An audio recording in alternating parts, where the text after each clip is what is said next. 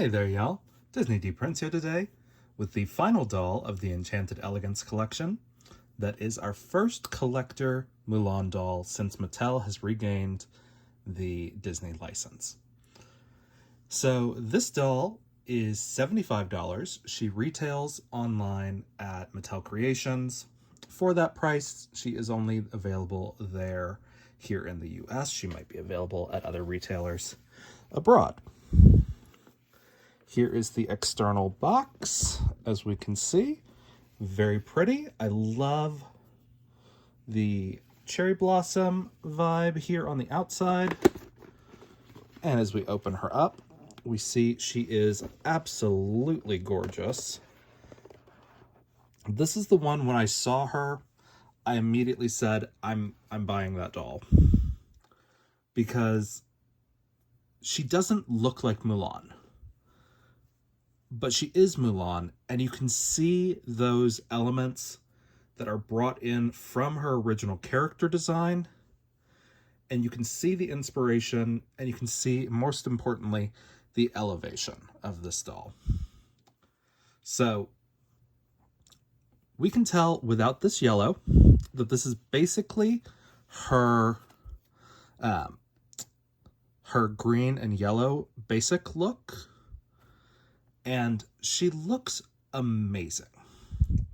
We love the added yellow elements. What I'm happy about is they didn't lean so heavily into the inspiration from her pink matchmaker dress, because that one, in my opinion, is kind of overdone. This one might actually be my favorite collector Mulan, except for maybe the most recent designer Mulan that Shop Disney did, where she had the pants, which I thought was just very, very pretty. But this one is great.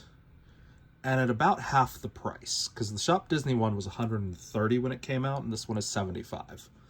So, as we can see in the box, she is gorgeous. I did take off the plastic screen ahead of time, to let you guys actually see her and not just the sheen. But she looks incredible. Like, I might actually order a second one of her. I haven't decided. Just to keep in the box and display. But this one is coming out, and we're going to take her out. So the nice part about these boxes is you can just slide them out. You've got your certificate. These are not numbered editions. You do have your item numbers down here. So these are going to be available for just kind of as long as Disney wants them to be available. So that is kind of your options right now. Now, thankfully for her, at the back of the box, there is not really a ton of like staples back here. Now, there might be some more staples here on the back of the plastic, but I think we're gonna be golden. So I'm just gonna try to get all these little tabs pushed through to make our life a little bit easier.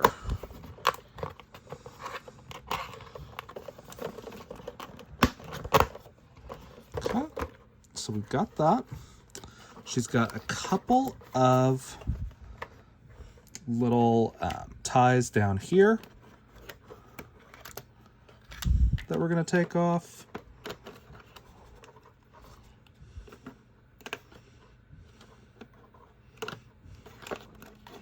Just like that. And then I think, if I'm right, there's a couple of threads that are holding her in place also. So what we're gonna do is try to get our doll out without causing any big holes, because this doll has got really good quality material. I want to be extra careful with her.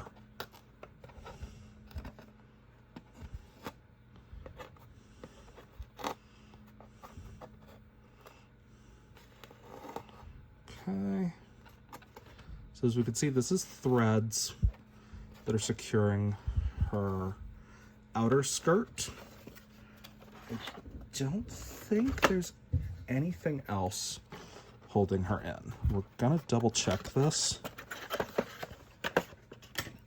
but I think yes. Okay. So she's relatively easy to take out of the box. And I love the way the back of these boxes look. They are gorgeous and pretty relatively easy to take these and kind of use them for display backers.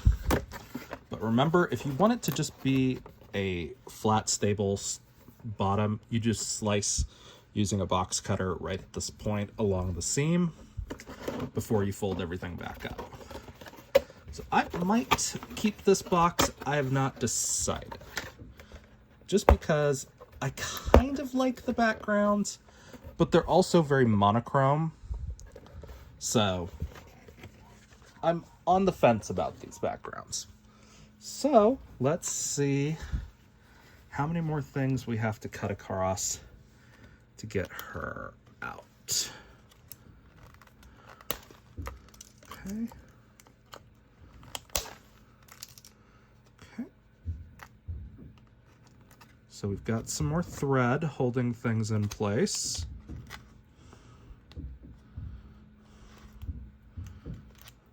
That's pretty good.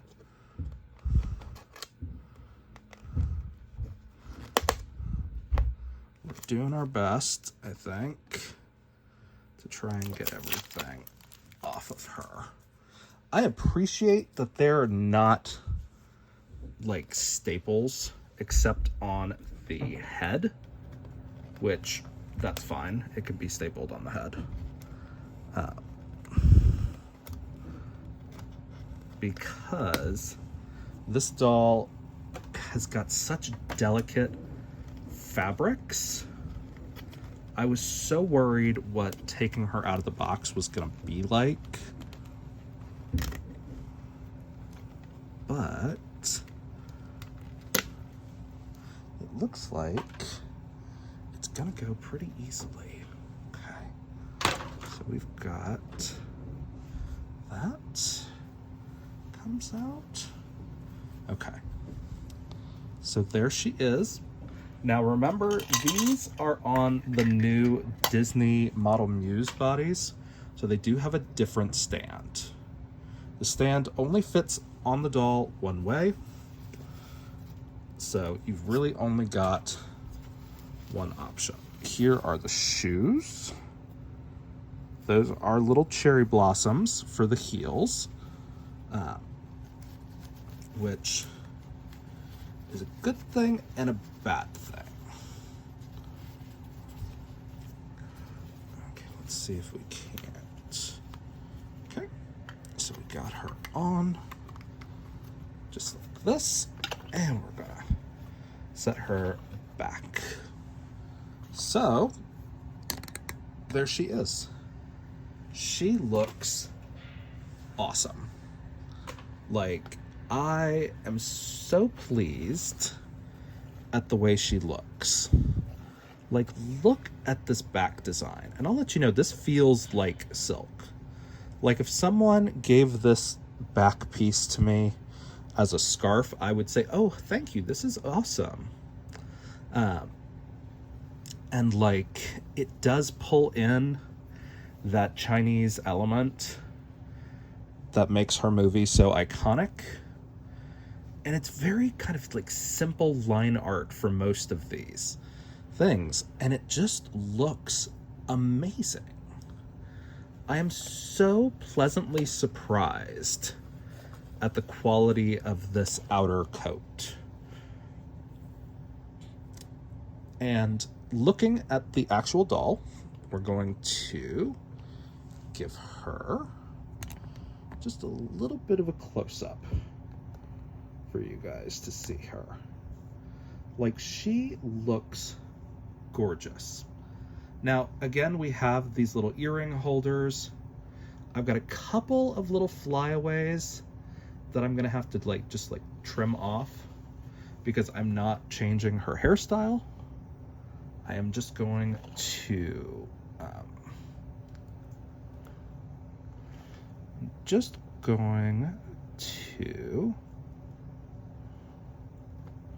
leave her as she is. I have no problems with this hairstyle whatsoever.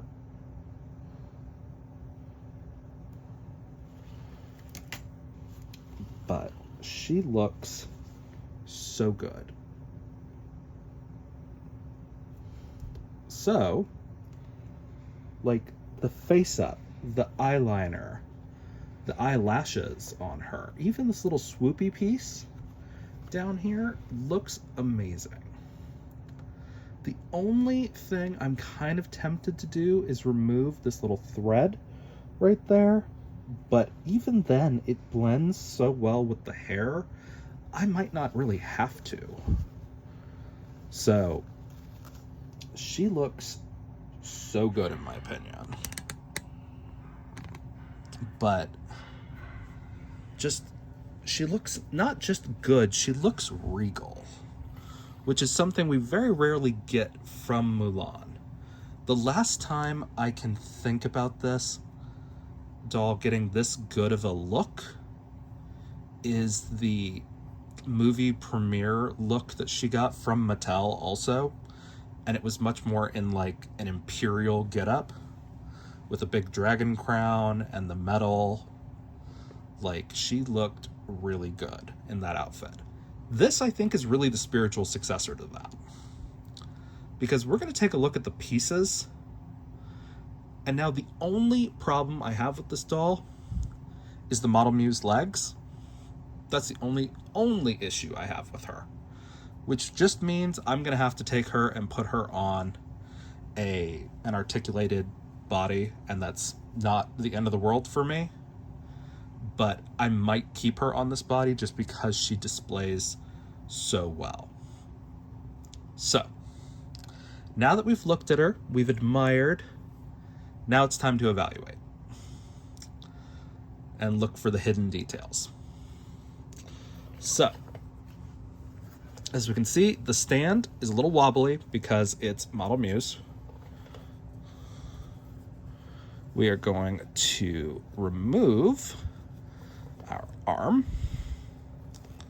from here, from our puff sleeve. Okay. Now we do have very nice articulated arms, which is always nice. The only issue we have is that these are relying on some internal plastic straps that are kind of tight, because this is not a closed sleeve on the inside. And I'll show you guys as soon as I kind of work it off of her hand. But she's got like a plastic loop. So theoretically, you could keep it on without these, but these are going to keep you from slipping down the doll. These little plastic rings. The inside of it looks pretty good. It's just a basic blue. It's stitched along the inside. The only nitpicky thing I'm going to say is I wish these seams looked a little neater, maybe serge them. But it does have a double line of stitching on the inside of the sleeve. The bottom of these puff sleeves are cuffed and very well done. It is so pretty. So this is 3 different materials, because this is the printed satin silk, and this is the just like straight yellow, and then inside is just the straight blue. So again, gorgeous. This piece alone is just amazing. So pretty. Now we're going to take a look at the back of the dress. So we've got our, this is why I don't love Model Muse. 90% for the stands that I don't love it.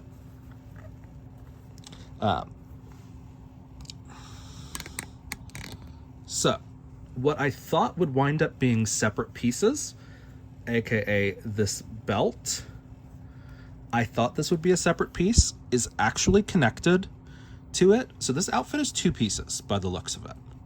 We might luck into the underskirt being a separate piece. We're gonna figure that out now. So we've got Velcro here at the top of this puff. And then, okay. So yes, so the underskirt is attached to the dress. So what we're gonna do is we're gonna take the whole thing off of her. Okay, we're gonna be very careful taking this off because it is gorgeous. Okay, and while we have her really exposed, the close-up of the shoes, very pretty. A little boring from the front though. But since this is a floor-length gown, she doesn't have to be exciting in the front, but she just is. So again, this is why I don't love the Model Muse, because she's leaning this way. And there's only one way to put these thighs on, so they really only fit in there one way. You can kind of try to put her back, but she tips forward naturally. And then we'll take a look at her earrings. So her earrings, very pretty. It looks more like rubberized than our other 2 were, because our other 2 used the hard plastic for the earrings, like this material.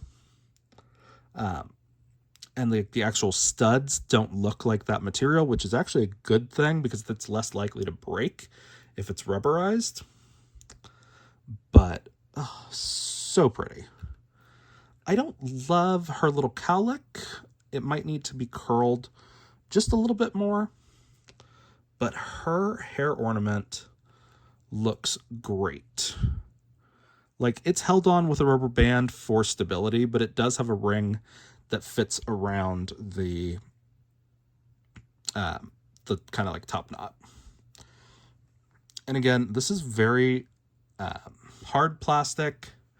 I actually wouldn't hate it if they'd made these kind of materials in the rubberized plastic and just coated it in a gloss, which would give it kind of the same sheen that they're looking for. But it's okay. So that is our Mulan. So let's take a look at the inside of this material. So as we can see, there's a lot of seaming going on. It does look a little messy on the inside. I'm a little sad they didn't line this bodice in the mesh of the sleeves. I was kind of hoping they would be interiorly lined, but it is very pretty. And then we're going to close that Velcro back up. It does, the Velcro doesn't go all the way up this back like lily kind of thing, but it does go up a little bit. So again, we've got our mesh sleeves. We've got our little like charmeuse. And we've got some silky material that is printed, or not printed, it's actually part of the material, so that's part of the weave, those cherry blossoms.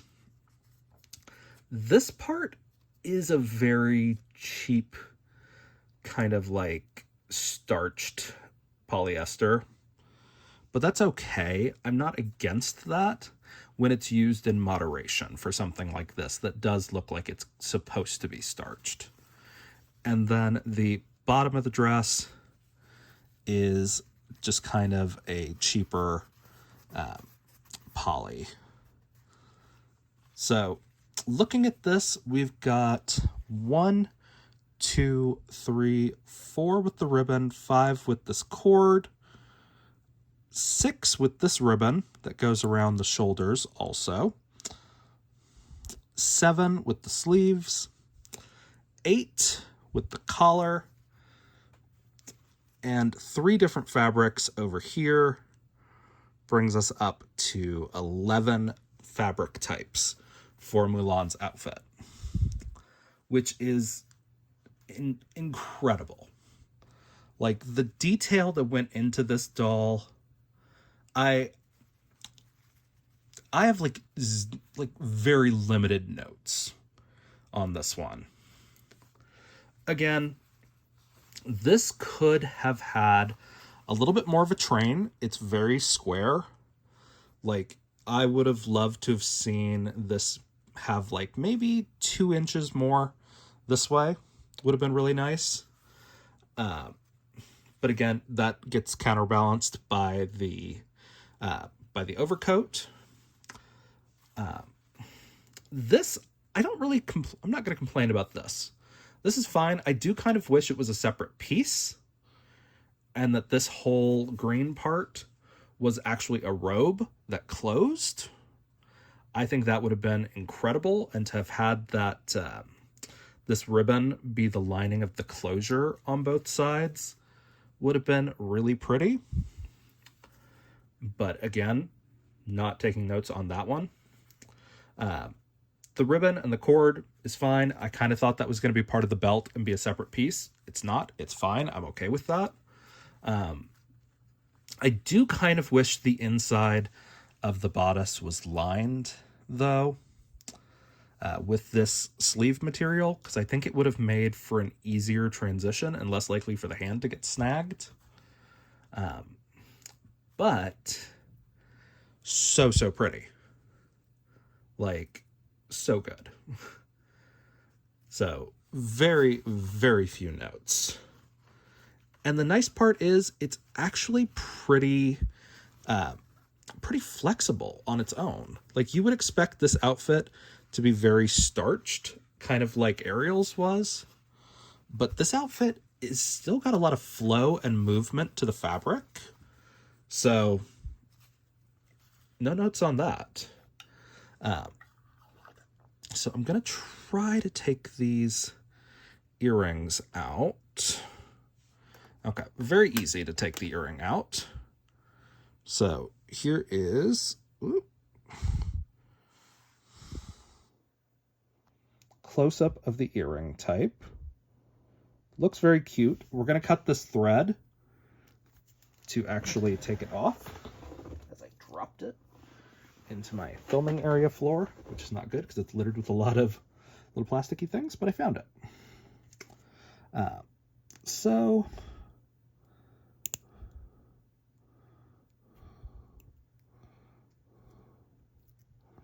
let's do that. Okay. And then we've got, so again, notice how easy it was to take out that post, because the rubberized plastic actually comes out from the head a lot easier, and it just makes your life a lot easier when, especially, you have to take these little plastic backers off.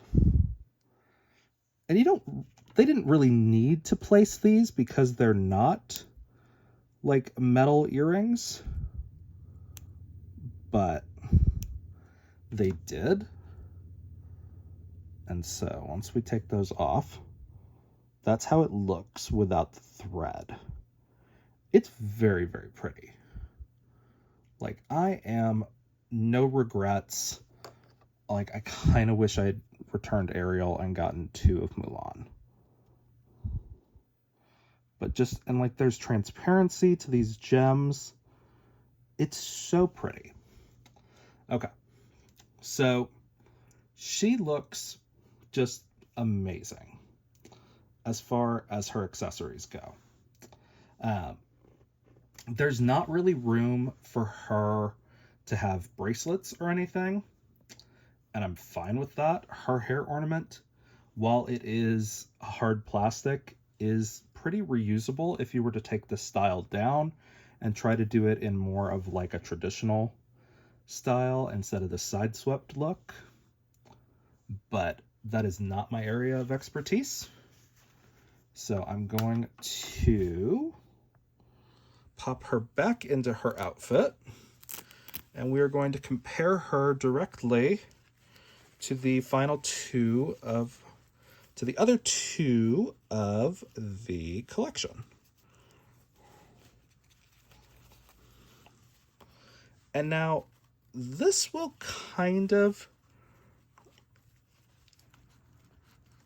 influence my overall rating of the doll, is whether or not I can actually get the doll onto her outfit again.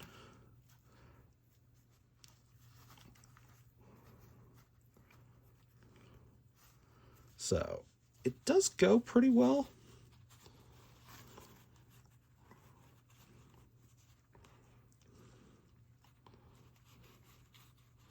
Okay. So here we go. And then again. And just keeping an eye on these Velcro that's here at the collar when you're messing with her hair. So pretty easy to get back in the dress overall. Let's see about putting her hand through this loop again. Okay. Okay, a little bit harder to get long sleeves through here.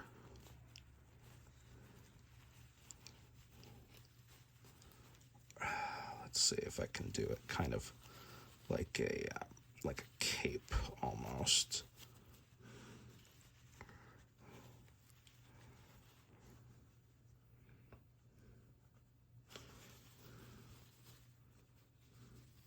I almost wish those were elastics instead of actually fabric elastics instead of a plastic elastic, because I think it would just work better overall.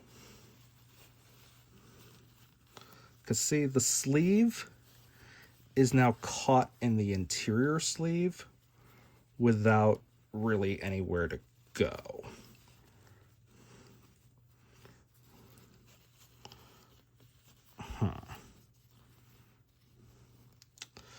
Let's see. Okay. I'm going to try a little something to do this. Let's see. Which socks do I have? Okay. So I'm going to pull down some of my rainbow high socks that I have, just because I think this will work slightly better, maybe. I'm just going to use these. But even with these, it might be too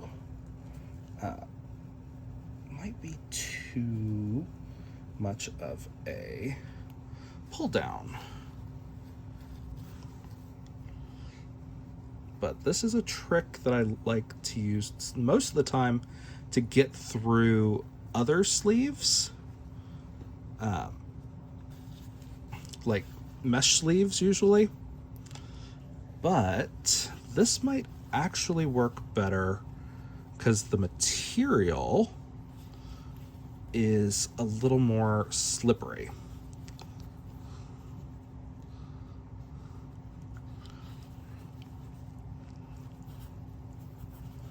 Okay. Right. And then we can kind of get them around just like that.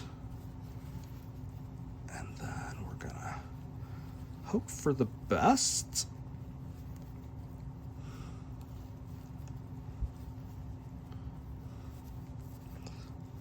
Okay. Okay.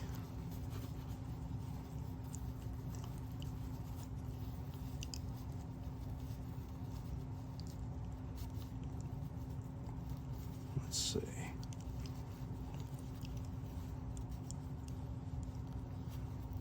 There we go. Okay, and I think we're going to be just a little bit up on this arm. So we're going to try to do this. And then we're going to hold on to the top part and just kind of sort of go around it.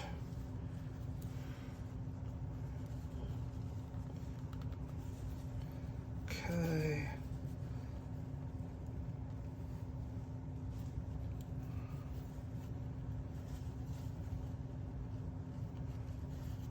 Okay. Come on, thingy. There we go. Okay, so that kind of sort of worked, but really not really.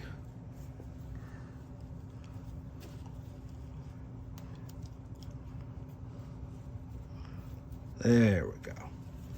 Okay, so it did kind of work, but not in the way we wanted it to work, just because we are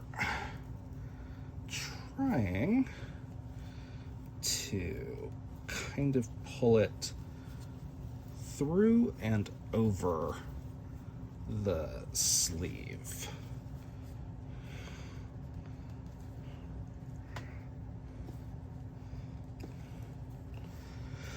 Okay, we try a little to just, okay, there we go. All right. So we've got her up in the arm, just like this now.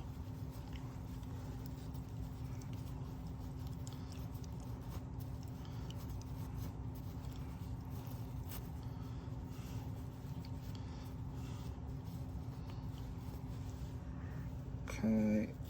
All right.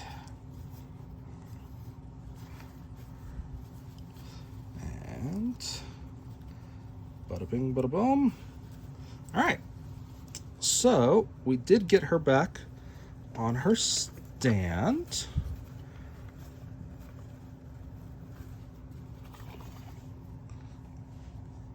I would recommend trying some socks over the sleeves and under the elastic, just to keep this mesh pulled down.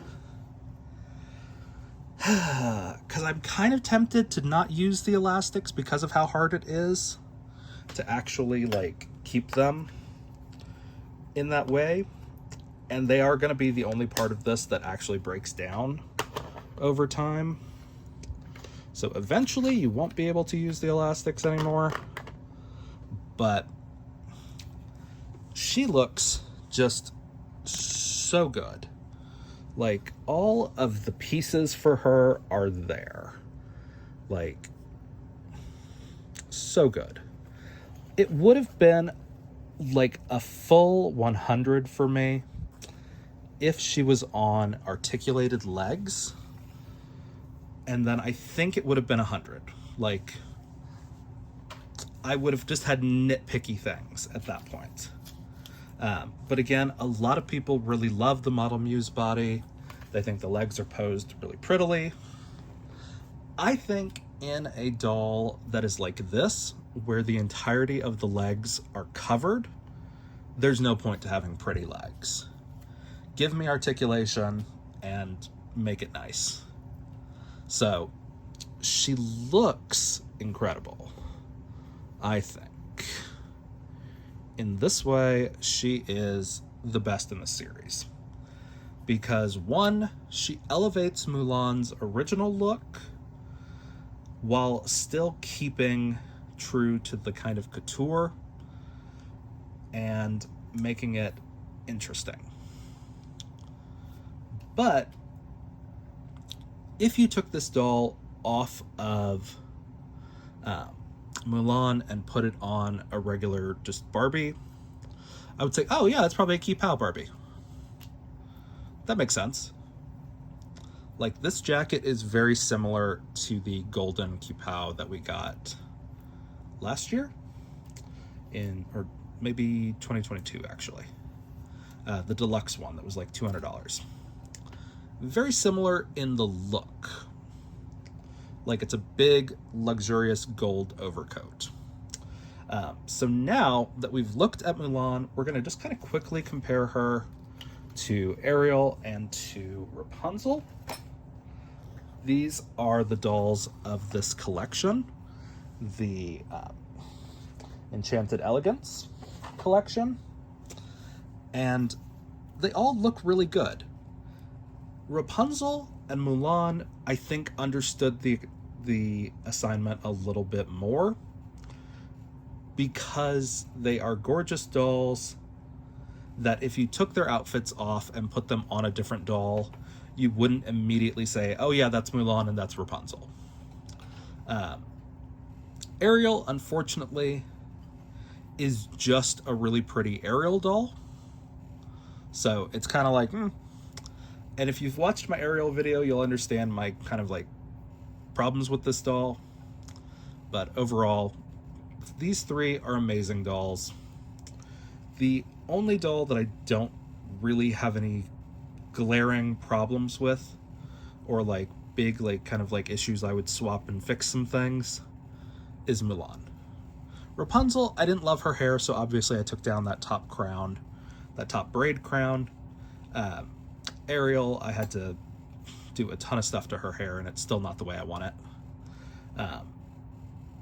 And then Mulan, I'm maybe gonna curl this a little bit more.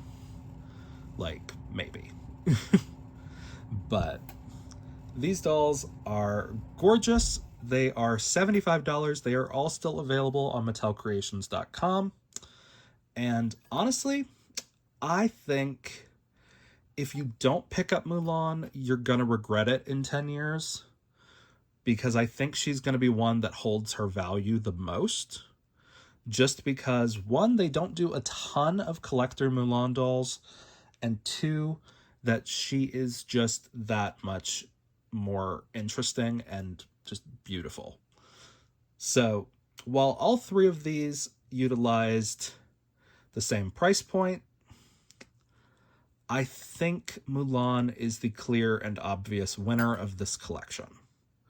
So if you guys have any questions on these dolls or their collection, let me know in the comments. If you enjoyed it, leave me a like, and as always, follow along for some more fun unboxings. All right, y'all, be good. Bye.